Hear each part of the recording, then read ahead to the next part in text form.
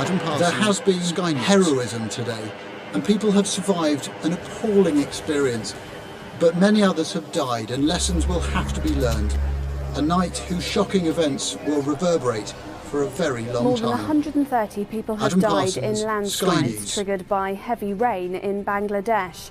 Local residents have teamed up with the emergency services to help dig through mud in search of those still missing. The death toll includes several soldiers have died in landslides triggered by heavy rain in Bangladesh. Local residents have teamed up with the emergency services to help dig through mud in search of those still missing.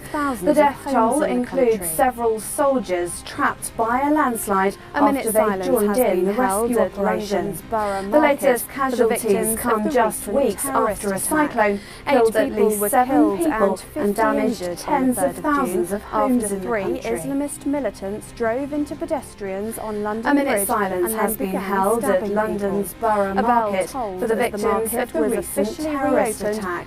8 people were killed and 50 injured on the 3rd of June after 3 Islamist militants drove into pedestrians on London Bridge and then began stabbing people. A bell tolled as the market was officially reopened and traders applauded the work of police and emergency in around 10 minutes. The tornado destroyed 7 hectares of farmland, damaging crops in several areas. God's Own Junkyard, the gallery owned by Marcus Bracey, houses the collection of 4 generations of his family who have both made and bought neon works. Some of the works have appeared in films such as Mission Impossible, while others have been bought by celebrities such as GijTeMas. The gallery runs up an electricity bill of over £700 every week. I'm a neon light artist, been working with this for over 30 years. We're in God's Own Junkyard, where neon never dies, it's always lit. And yeah, this is, you know, my neon emporium, my museum, like my Aladdin's cave.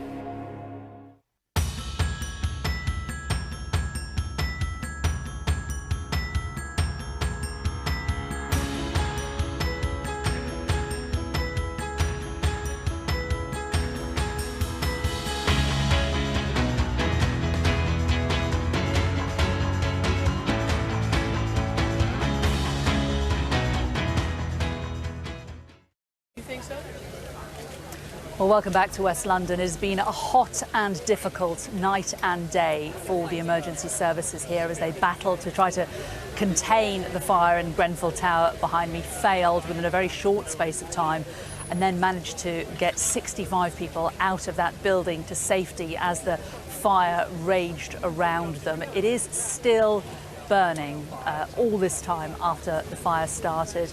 As the breeze gets up, it seems to fan the flames a little. Fire authorities are still pouring water into the heart of the building. But as you can see from these pictures, the building is absolutely decimated. You can see right through from one side of the building to the other. You can see right through the roof of the building. Now, this building is owned by the Kensington and Chelsea Housing Association organisation. A lot of criticism of them today. A lot of people, a lot of local residents have said that they had raised concerns about the building. I spoke a short time ago to Robert Black. He's the chief executive. I asked him how he felt standing here looking at this burnt out shell, that was his building, was his responsibility. It's utter devastation, and my condolences, I repeat again, are completely out there with all the people who have been impacted, injured, and as the figures have said, some have died.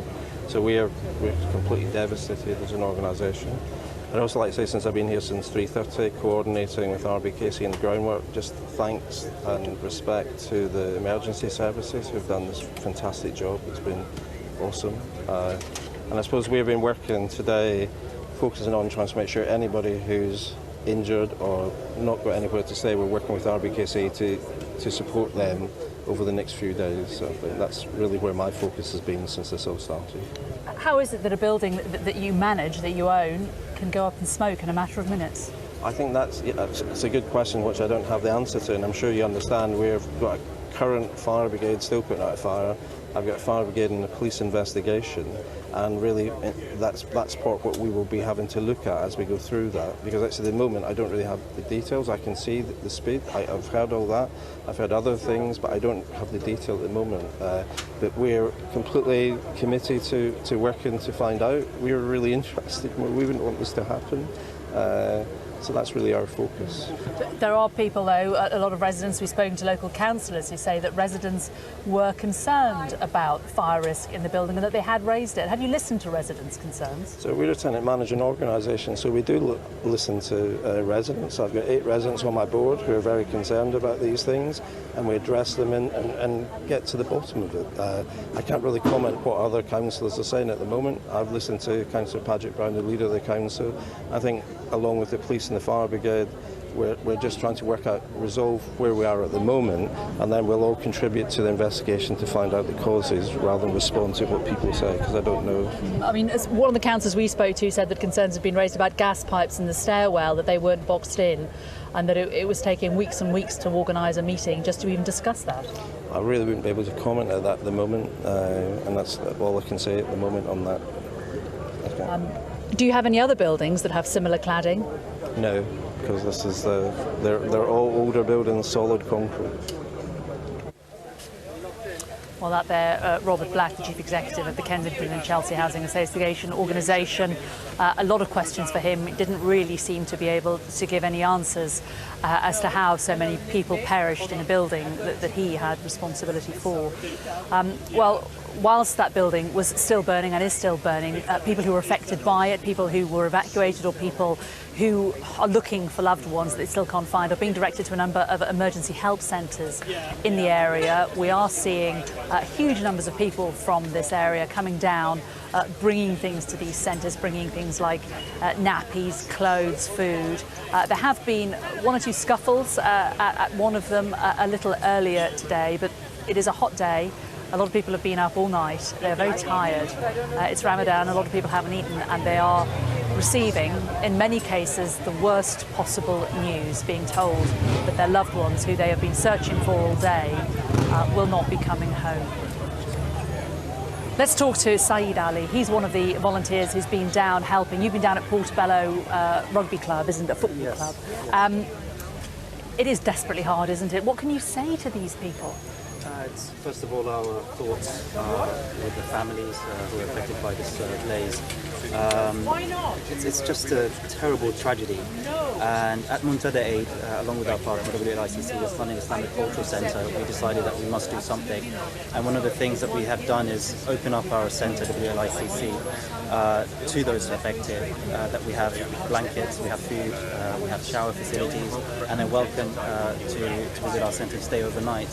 I've been in touch with, I've met one of our former teachers at our Muntada school, and she just informed me, because she lived on the opposite tower, that apparently 3 kids from the same school, from our school, are missing and are probably likely dead as well. So it's a very tragic day today, and there's nothing really that we can do other than pray. We have seen huge numbers of people coming down with donations, people wanting to just know how they can help, and it is heartening, is it not, to see the community response to this, but tragic that it's taken something like this for that to happen. Absolutely. I've seen people responding from the 4 corners of London, even some people from outside London, from Luton, from Birmingham, and it's an incredible show of unity and solidarity. People are just bringing in, how can I help? And they're calling us, and they're bringing clothes, they're bringing toys, they're bringing food. It's just incredible how this city can unite and how this country can unite at times like this. You're able to offer practical help, obviously, to people. As you say, all these donations are coming in, but psychological help. Some of these people have been through the most extraordinary ordeal, haven't they? Absolutely. You know, the biggest task, I think, is not today. It's probably the coming days. A lot of people have been lost in this fire. We still don't know the number. I mean, I've met some of those teenagers who are missing their parents, and you know, you can't really imagine the psychological trauma that this blaze has caused. And they will need a lot of support, and you know, they will probably need a lot of support from families and from medical institutions as well. So that is something that we need to look at. But we've been talking to the council, I'm talking to the building's owner, and they say that residents had raised concerns. With that will come recriminations, will come anger. Have you experienced much anger today, that people feel this was something that they were worried about, they'd warned about, and now it's happened? I think anger is expected, to be honest.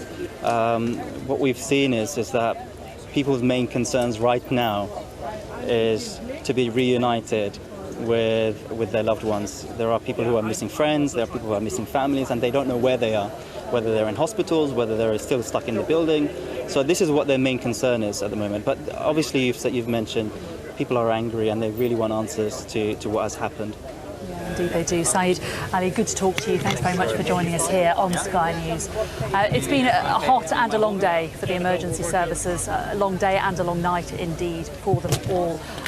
Just to reconfirm the latest figures that we have from the authorities, 12 people have died in this fire, which started just before 1 o'clock last night. First of the emergency services getting in for 6 a.m. In 6 minutes they made it here, but they were unable to stop this fire engulfing this building ever so quickly. There are many awful stories of people seeing people trapped behind glass, people jumping from windows, even people on fire jumping from windows and throwing their children from windows. It is unimaginably awful. The fire service are still there. They're still trying to put out this building. They say that they're going to be here for at least 24 hours, and that the recovery of the bodies that are still believed to be contained inside will take a lot longer. We'll have more on this continuing story here on Sky News.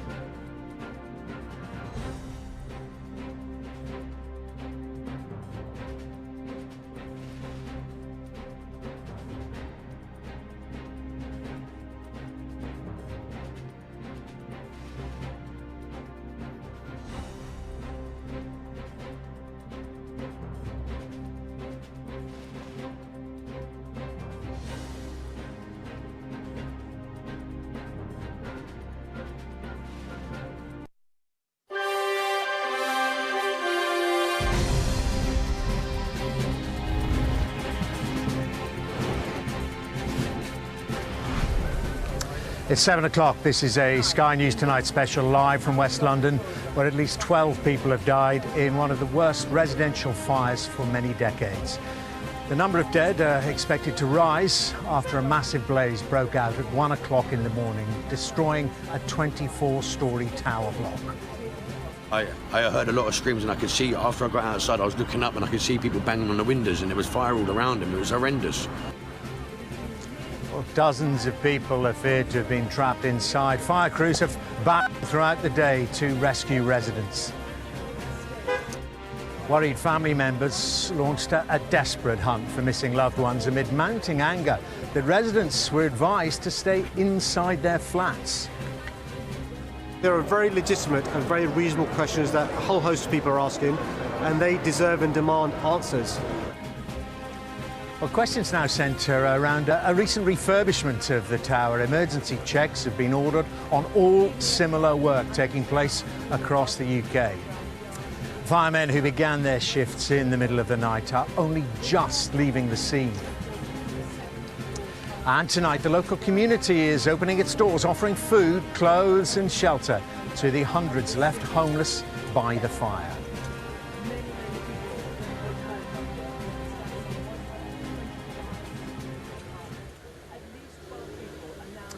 A very good evening, live from West London, where we're by one of the main routes into the capital. It's close to the massive Westfield shopping centre, very close to Shepherd's Bush. But the skyline has been dominated all day by smoke pouring, still smouldering from that building, a massive fire that has all but destroyed that 24-storey tower block. At least 12 people died after flames tore through the Grenfell Tower around about 1 o'clock this morning. But the block contains 120 homes, and hundreds of people are thought to have been caught up in the disaster. Police say they expect the number of dead to rise, officially 12 so far. And fire crews have spent the day trying to bring one of the worst residential fires in decades under control. Tonight, relatives of the missing are still searching for their loved ones. Now, our main report tonight comes from Jason Farrell, and just to warn you, it contains video filmed by one of the residents inside the tower as it burned, which some may find distressing.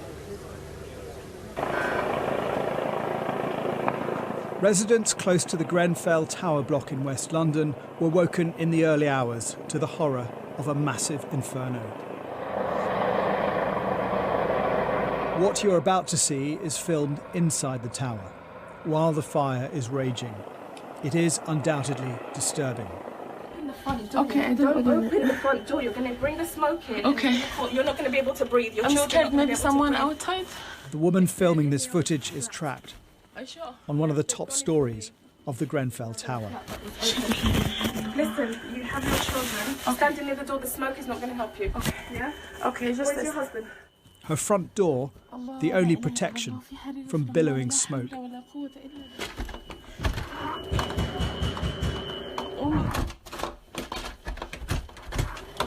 Hello, come here. Come here. Hello? Hello? Come. Quick. Hello, here. Come in, you gotta... No, because the smoke is coming. But the people outside. Yeah, let them... She broadcast this video live to Facebook at around 1:40 a.m. Okay. Oh my God, I close it. You see that? Allah. Looking out, the blue flashing lights brought hope. The woman is mostly praying. Then comes a tannoy from below.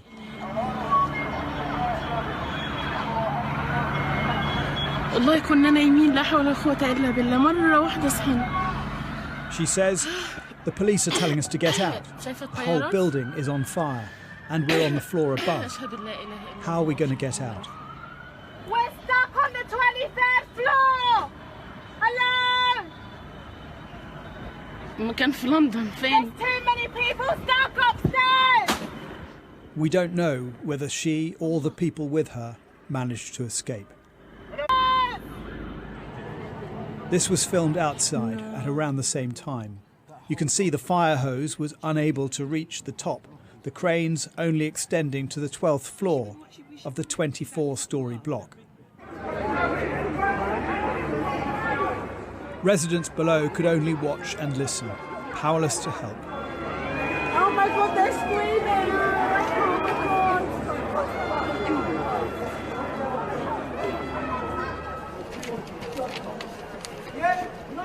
Many on lower floors escaped, one claiming to have an explanation for the fire.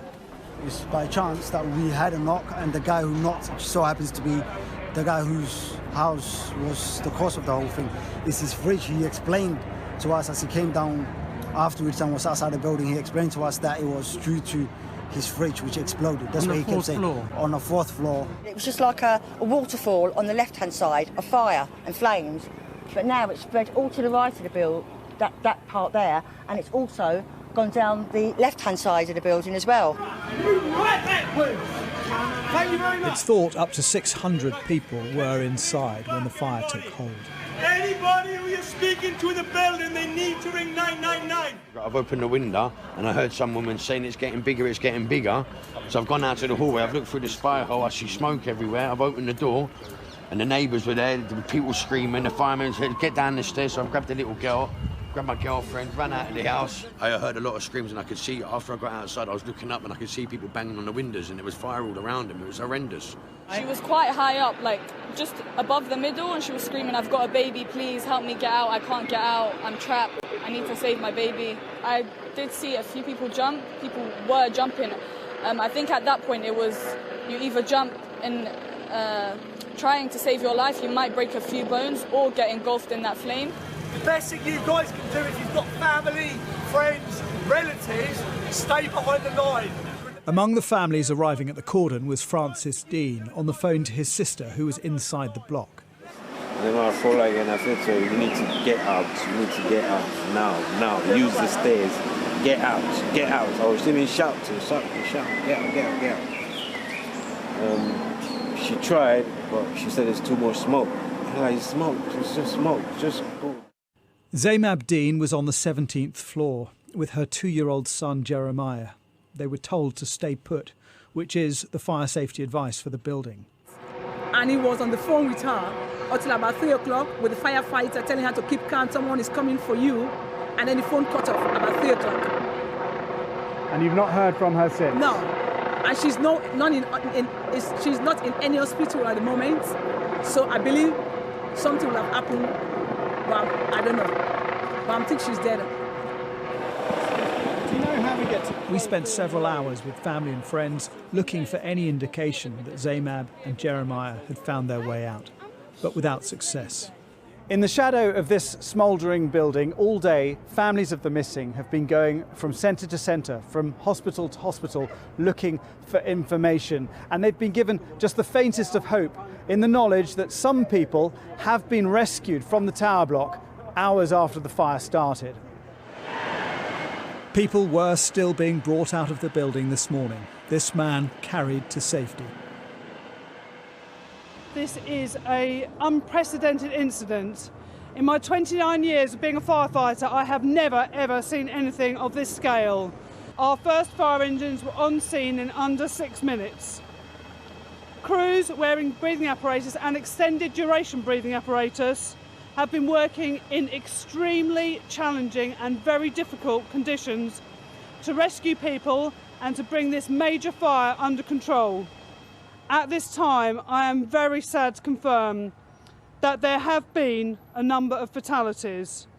We have got a structural engineer who, in conjunction with my urban search and rescue advisor, is monitoring the stability of the building. At the moment, the building continues to be safe for our crews to go and work in. But how did the fire spread so quickly? Questions have been raised about wooden cladding added to the exterior of the building. I just watched that fire climb up the left-hand side of the building, like as if it was crawling up on, like as if it was paper.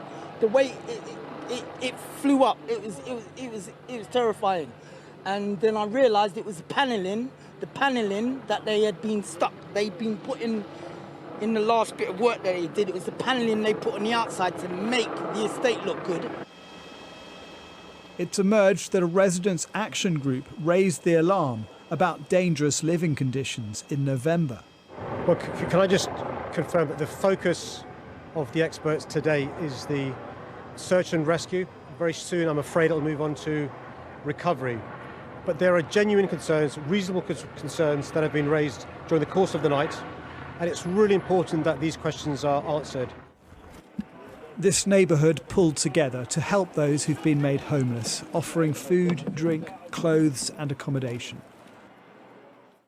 This intense fire has taken many lives on a day that no one will forget, a dramatic, shocking and horrifying event. And as this community absorbs the full extent of what happened, next, they want to know why. Jason Farrell, Sky News. Well, details are beginning to emerge about some of those who are missing as their friends and family appeal for information. 12-year-old Jessica Urbano is one of them. Her aunt says she became separated from her family in the fire. Friends of 27-year-old Mariam El Khouari have issued pleas for help on social media. Her mother Suha is also missing. Mohammed Saber Nida's family last heard from him at around about 3 o'clock this morning. He said he was trapped in his kitchen on the top floor of the tower. His wife and son managed to escape and are now both in hospital.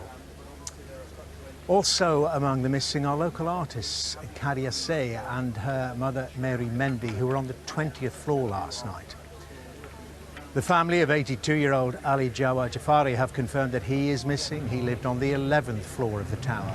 And Mo Tuchu's employers say he hasn't been in touch with anyone since visiting relatives at Grenfell Tower last night. Also unaccounted for is Hesham Rahman. His family say he's a diabetic and would have struggled to walk down the stairs. Well, people living here in North Kensington are, of course, still struggling to come to terms with the scale of that disaster that unfolded behind us. Grenfell Tower, it's on Latimer Road in West London, contained 120 homes. And witnesses report that the fire started on the second floor around about or just after midnight. Emergency crews were first called to reports of a fire at 1 minute to 1. Now, less than 6 minutes later, the first London Fire Brigade crews, we're told, had arrived at the scene. Within 15 minutes of the fire breaking out, it had already spread to the top of the 24-storey building. And at its height, more than 250 firefighters and 40 fire appliances were deployed from stations right across West London to try to fight the fire. Well, amidst the tragedy, there's also been a strong community spirit on display during the course of the day. Dozens of volunteers trying to help the people forced to flee their homes last night from many, many buildings around the fire. There's also been a big response to appeals for food, drink and clothing. So much turning up that in some cases some of the centres are having to turn people away. Well, Sky's David Bowden has been looking at the community response to last night's terrible events.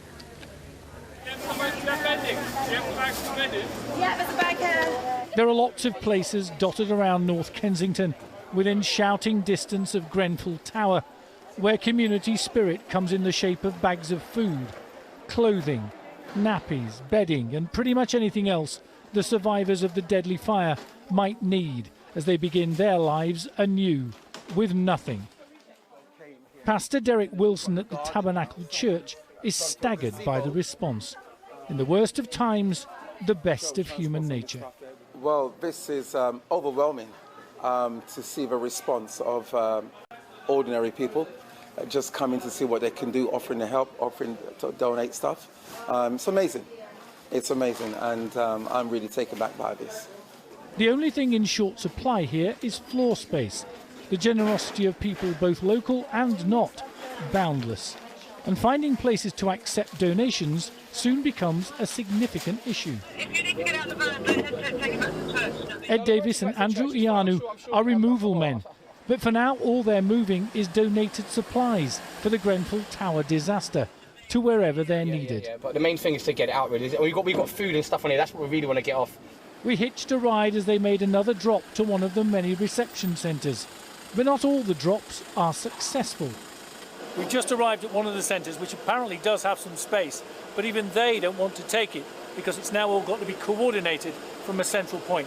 So we've got to go there. Many of the centres just can't take any more donations. But it didn't seem to stop people trying. So great was the need to help. You're sitting at home, you're watching people launching themselves off a tall building, and there's very little you can do apart from, get on your skates, go upstairs, get things out your cupboard, go to the shop, buy a few things. It's nothing, is it, really? Even if they lost everything, there's still people around here that wants to help them. Could have been me, could have been any of us.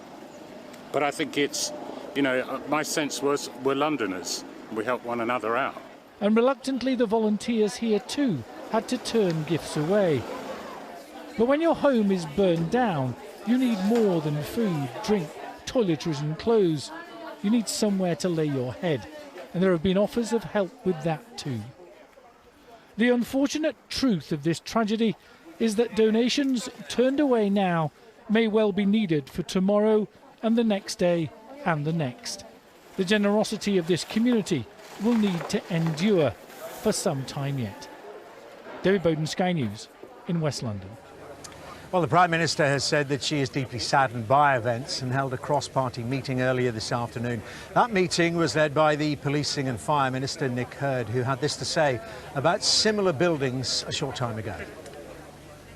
There are people out there who are going to need reassurance, so we've discussed with the Department for Communities, Local Government, local authorities and the fire service a process whereby we seek to identify towers that might be in a similar process of refurbishment, run a system of checks and inspections so that we as quickly as possible can give reassurance to people. Well, with me now is Andy Slaughter, the Labour MP for the neighbouring constituency of Hammersmith. And very good evening to you, Mr Slaughter. I suppose first of all you want to give your thoughts and tributes to those who've suffered so much in this fire.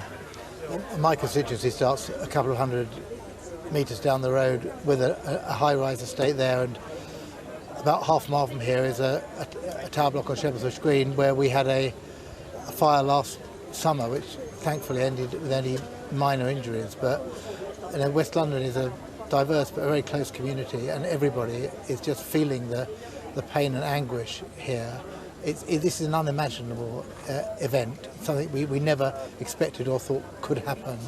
And not just those who are dead and their families, but those who are missing, we are really grieving and worrying for. So much worry, and I guess so many of your constituents around and about here today trying to offer what help they can. It has been extraordinary community spirit, and people just spontaneously turning up with whatever they can bring, with food and clothes, and or just to wish well and to offer help and accommodation to people here. But really we have to worry now about those who are missing, and we have to begin to look at why this happened, because for this to happen in one of the wealthiest parts of the wealthiest cities in the world is just, in 2017, is just so shocking. We also have to ask why this is happening, and you touched on it a little bit earlier, in that there are many, many, many blocks like this dotted throughout the United Kingdom. Yeah, and the single fact among many that sticks out here is the spread of this fire. But the received wisdom has been for the 30 years I've been in politics here that tower blocks are inherently safe, because even if fires break out, and of course they do in tower blocks as they do anywhere else, they can be contained, and in order for the emergency services to deal with them. And the spread here was just so quick and so intense that not only could the emergency service not reach, but there simply wasn't time for people to get out. There's so many other aspects needing to be looked at, and your leader was talking today about got to look at funding, not just for the buildings, but also for the emergency services who worked so heroically here during the course of the day. Well, you cannot praise enough the courage and just the sheer energy and durability of our emergency services. They are, to a man and a woman, just fantastic, but they are under incredible strain. Police, fire and ambulance services, and you can't separate this from the fact that there's been a 40% cut in the fire service since 2010, and how low do the numbers have to go before the strain really shows. That doesn't mean that a fantastic job wasn't done here last night. I worry more about the backup facilities, the fire prevention, education, the inspection. What is happening with all of that? There's also an issue of resourcing, I guess, of money in terms of sprinklers in a building. Old buildings don't tend to have them. They can be retrofitted, I guess. Yes, they can be. They should be. The All-Party Group on Fire Safety has been calling for this for I remember for a number of years. New buildings, new high-rises will have them in, but these buildings, even though this has undergone a substantial refurbishment here, have not had sprinkler systems fitted, and there's going to have to be an examination both of those preventative measures, but also construction and other issues which go far further even than London, certainly further than this particular tragedy. Mr. Slaughter, thank you very much indeed for your time. Very good to see Andy Slaughter there, the MP for neighbouring Hammersmith. And coming up next, what are we going to be doing? We've got a special report for you on at 7:30 and also at 9:30 later this evening. And events here in West London are sure to dominate tomorrow's newspapers. We're taking a first look at those in our press preview at 10:30, joined by Stig Abel, the editor of the Times Literary Supplement, and Faiza Shaheen from the Centre for Labour and Social Studies. And you're watching a Sky News Tonight special programme live from the scene of a fire in a block which has simply devastated it. Coming up, we'll be hearing from the Bishop of Kensington, who spent the night helping those caught up in the fire.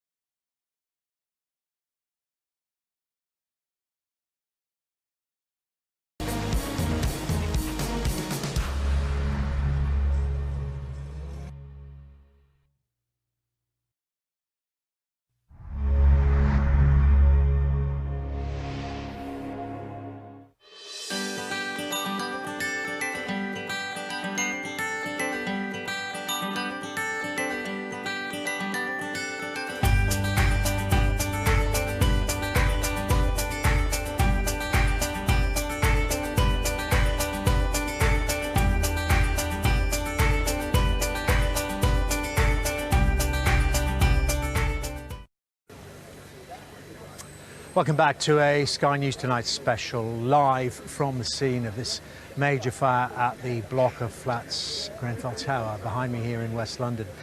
Now, one of those involved in the overnight effort to support those caught up in the blaze was the Bishop of Kensington, the Right Reverend Graham Tomlin, and what a night he had and day. Well, he stayed around to talk to me a bit earlier at nearby St Clement's Church. North Kensington is very different from South Kensington. People think of Kensington as a very wealthy part of the world, but actually this part of Kensington is really not. It's a place with very many different ethnicities, religious backgrounds, people from all over the world who live here, many at the sort of bottom end of the social scale, and who financially and in terms of jobs and everything else, don't have really much to to live on, and so therefore we're talking about sort of very vulnerable people in this part of